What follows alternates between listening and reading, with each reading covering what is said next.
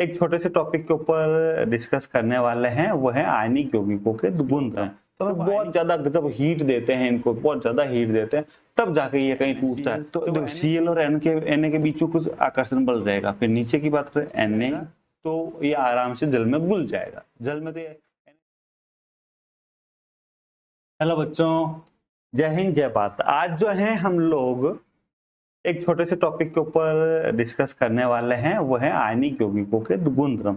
तो आयनिक यौगिक क्या होते हैं, कैसे बनते हैं, उनके बीच में क्या होता है, उनके गुणधर्मों में परिवर्तन क्यों आता है, ये सब हम पढ़ चुके हैं। आज जो क्या पढ़ेंगे, हम आयनिक यौगिकों के गुणधर्म पढ़ेंगे। क्या पढ़ेंगे? आयनिक यौगिकों के गुणधर्म, मतलब उनके आयनिक यौगिकों के अंदर कैसे कैसे कैसे लक्षण होते हैं या क्या क्या गुणधर्म होते हैं, वो देखेंगे। देखो आपकी बुक का एक क्रियाकलाप दे रखा है।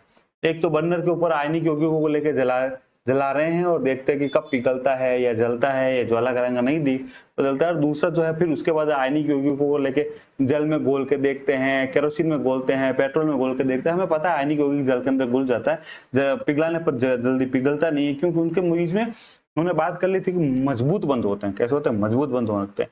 इतनी आसानी से बंध टूटेंगे नहीं, तो इनका गलनांक क्वथनांक बहुत ज्यादा उच्च होता है। फिर बात कर रहे हैं हमने या तो आपकी यहाँ पे एक डायग्राम भी दे रखा है, लवण के विलयन के जल के लवण के विलयन की चालकता की जांच करना, कि आयनिक यौगिकों का जलीय विलयन विद्युत का चालन करता है कि नहीं करता है। इन सब चीजों के ऊपर आज हम डिटेल में बात करने वाले हैं। इन सब चीजों के ऊपर हम क्या करेंगे? डिटेल में बात करने वाले हैं। तो चलो समझते हैं, समझो। जो आयनिक यौगिक होते हैं ना, आयनिक यौगिक हमने बात की थी कि आयनिक यौगिक से NaCl है तो Na प्लस होता है, Cl माइनस होता है। लिथियम क्लोराइड में लिथियम प्लस होता है, क्लोराइड माइनस होता है ना बेटा। CaCl2 के अंदर Ca+2 होता है ना बेटा।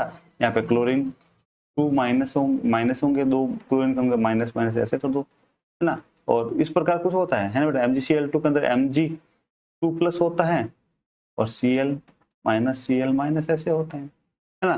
तो अब हमें ये पता है, कुल मिला के हमें समझना ये है, हमें ये पता है कि आयनिक यौगिकों के अंदर एक तो होगा धनायन, क्या होगा? धनायन होगा। और दूसरा होगा कैसा होगा बेटा? ऋण आयन होगा। एक तो होगा धनायन, दूसरा होगा ऋण आयन। ऋण आयन बेटा, अब धनायन और ऋण आयन के मिलने से बनता है आयनिक यौगिक। तो इनके धनायन और ऋण आयन तो विपरीत आवेशों के कारण इनके बीच में बहुत ज्यादा मजबूत आकर्षण बल लग जाता है। दोनों के बीच में बहुत ज्यादा मजबूत आकर्षण बल लग जाता है, तो उनको तोड़ना थोड़ा बहुत मुश्किल होता है। तो हमें बहुत ज्यादा जब हीट देते हैं, इनको बहुत ज्यादा हीट देते हैं, तब जाके ये कहीं टूटता है। तो वो NaCl कितना मजबूत है, इसका गलनांक, ये गलनांक मतलब पिघलना, ये तो 1074 केल्विन पर जाके इसका गलनांक आएगा। और क्वथनांक तो और भी ज्यादा, क्वथनांक मतलब उबलना, 1686 केल्विन। ठीक है, ऐसे कैसे सब लगभग इन सब का गलनांक भी बहुत हाई है आयनिक यौगिकों के, और क्वथनांक भी बहुत हाई है। तो उसके पीछे रीजन क्या है बेटा? उसके पीछे रीजन सिंपल सा यही है कि इनके मध्य बहुत ही मजबूत आकर्षण बल लगा हुआ होता है। कैसा होता है बेटा? मजबूत आकर्षण बल होता है इनके मध्य। ठीक है, फिर उसके बाद चलो भौतिक प्रकृति की बात करते हैं। पहले ही बात करते हैं किसकी? भौतिक प्रकृति, मतलब बाहर से दिखने से कैसे होता है। तो धन और ऋण आयनों के बीच मजबूत आकर्षण बल होने के कारण आयनिक यौगिक ठोस होंगे। जब आकर्षण बल बहुत मजबूत है तो आयनिक यौगिक जिसके भी मध्य आकर्षण बल मजबूत होता है, वो सब के सब कैसे होते हैं? ठोस होते हैं, एवं थोड़े कठोर भी होते हैं। ठोस होने के साथ साथ कठोर। अब ठोस है तो क्यों? आयनिक बल मजबूत है तो ठोस तो होंगे ही होंगे, कठोर भी होंगे। लेकिन उसके साथ साथ ये यौगिक भंगुर होते हैं। देखो हमने समझ लिया था इस चीज को, भंगुर क्या होता है। मैंने आपको बताया था कि जो NaCl होता है, NaCl क्या? आयनिक यौगिक है।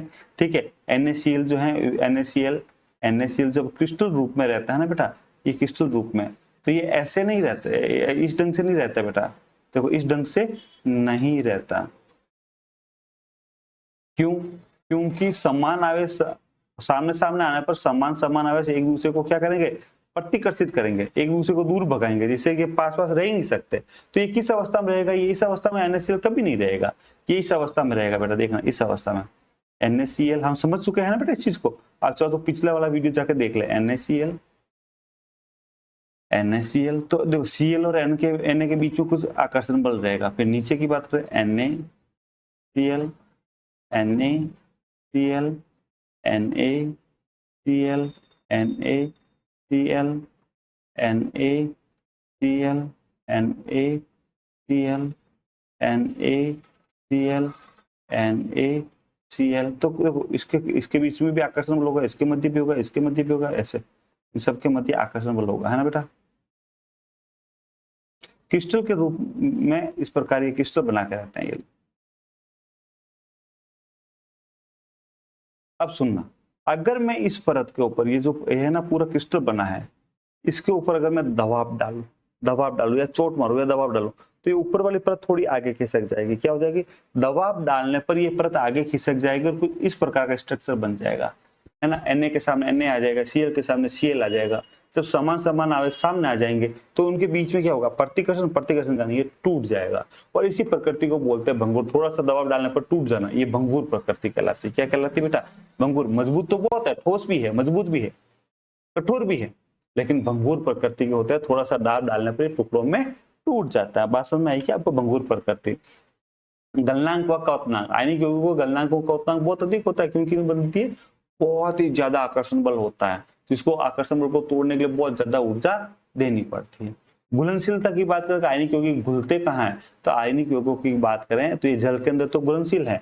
एक्चुअली जो NaCl है, समझना आप, NaCl है, जब इसको जल के अंदर घोला जाता है H2O के अंदर, तब जल के अंदर इसके अंदर क्या होगा? Na plus ion plus Cl minus ion टूट जाएंगे, और Na प्लस आयन में और Cl माइनस आयन जब ये टूट जाएगा तो ये आराम से जल में घुल जाएगा। जल में तो NaCl Na प्लस और Cl माइनस आयनों में टूटकर घुल जाता है, बात समझ। लेकिन केरोसिन है, पेट्रोल है, इसके अंदर ये नहीं घुलता, इसके अंदर ये अविलय है, ठीक है। विद्युत चालकता की बात करें, देखो विद्युत चालकता की बात करें तो जब ये ठोस है NaCl, समझना NaCl ठोस है, जब ये ठोस है, जैसे अभी हमने यहाँ स्ट्रक्चर बनाया, ये वाला, इस स्ट्रक्चर की नीचे वाला इस स्ट्रक्चर की बात कर रहे हैं। आप देखो इसमें से NaCl सब एक दूसरे के अंदर बंधे हुए हैं, सब ये पूरा क्रिस्टल के अंदर NaCl सब एक दूसरे के अंदर बंधे हुए हैं। और विद्युत के अंदर क्या होता है समझना, मैं आपको समझाता हूँ। विद्युत का जो चालन होता है ना, विद्युत का चालन इलेक्ट्रॉन से होता है। मान लो ये कोई तार है, ठीक है, इसमें ये इलेक्ट्रॉन है, ये मुक्त इलेक्ट्रॉन है, ऐसे इलेक्ट्रॉन है, ठीक है। तो इस अगर यहाँ बाहर से कोई नया इलेक्ट्रॉन आता है तो सब एक इलेक्ट्रॉन आगे खिसकता है, एक इलेक्ट्रॉन आगे निकल जाता है, ठीक है। तो जो इलेक्ट्रॉन आगे निकला, आगे करंट प्रवाहित हो जाता है। तो हम तार में पीछे जो तार को टच करते हैं, यानी कि दूसरा जिसमें करंट है वो इलेक्ट्रॉन दे रहा है, तो इलेक्ट्रॉन पीछे से आता है, आगे से इलेक्ट्रॉन निकल जाता है, और इस प्रकार विद्युत का प्रवाह होता है। तो विद्युत का प्रवाह करने के लिए मुक्त इलेक्ट्रॉन चाहिए। क्या चाहिए बेटा? मुक्त इलेक्ट्रॉन चाहिए होते हैं। क्या चाहिए बेटा? मुक्त इलेक्ट्रॉन चाहिए, ठीक है। और जो क्रिस्टल फॉर्म में है बेटा, इस क्रिस्टल फॉर्म में तो ये NaCl, Na के ऊपर प्लस है, Cl के ऊपर माइनस है, लेकिन सारे अब जैसे इस Cl वाला माइनस का देखो, इस C माइनस से एक ऊपर की ओर देखो, इसको Na कितने से पकड़ रखा है, ऊपर नीचे लाए बाय सब, और के बीच में Cl माइनस, या Na को देखो Na प्लस Nl प्लस के चारों ओर Cl चारों ओर से, तो ये सब एक दूसरे में पैक है, तो इसमें से इलेक्ट्रॉन रिलीज हो ही नहीं सकता। और जब इलेक्ट्रॉन मुक्त नहीं हो सकता, इलेक्ट्रॉन यहाँ से मुक्त हो ही नहीं सकता, तो ठोस अवस्था में आयनिक यौगिक विद्युत का चालन नहीं करते। क्यों? क्योंकि उसमें मुक्त इलेक्ट्रॉन का अभाव होता है। ठोस अवस्था में आयनिक यौगिक विद्युत का चालन नहीं करते। लेकिन इसी NaCl को जब मैं जल में डालूंगा तो ये Na प्लस और Cl माइनस में टूट जाएगा, Na प्लस और Cl माइनस में टूट जाएगा। तो इसमें प्लस आयन भी आ गया, माइनस आयन भी आ गया, माइनस आयन में इलेक्ट्रॉन होते हैं, तो प्लस आयन भी आ गया, माइनस आयन भी आ गया। और जहां आयन मुक्त होते हैं, जल के अंदर ये आयनों में टूट गया, और जहां आयन होंगे तो आयन आसानी से इलेक्ट्रॉन का वहन कर सकते हैं, तो जलीय आयन के अंदर विद्युत का चालन होगा। ये देखो आपका ये प्रयोग दिया हमने, इस प्रयोग के अंदर देखो हमें जो भी जलीय आयन, ये जल है नीचे, ये क्या है देखो, आप पहले सोचो ये जल है, ये क्या है? जल। इसके अंदर हमें जिस आयनिक यौगिक को टेस्ट करना है, मान लो नमक को टेस्ट करना है, तो उसमें NaCl डाल दो। पहले खाली जल लेते हैं, चलो छोड़ो, सबसे पहले क्या लेंगे? जल लेंगे। इसको थोड़ी देर के लिए भूल जाओ। सबसे पहले इसमें जल लिया और 2 कार्बन की रोड, ग्रेफाइट की रोड डाली। ग्रेफाइट हमें पता है विद्युत का वहन करता है।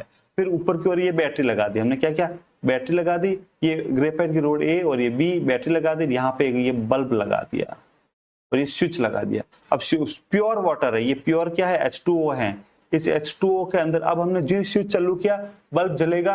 नहीं जलेगा, क्योंकि प्योर वाटर विद्युत का वहन नहीं करता। अब इस जल के अंदर मैं थोड़ा सा NaCl डाल दूंगा।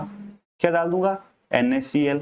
तो NaCl क्या करेगा? Na प्लस और Cl माइनस, NaCl यहाँ लिख दो, NaCl डाल दूंगा तो Na प्लस और Cl माइनस में टूट जाएगा।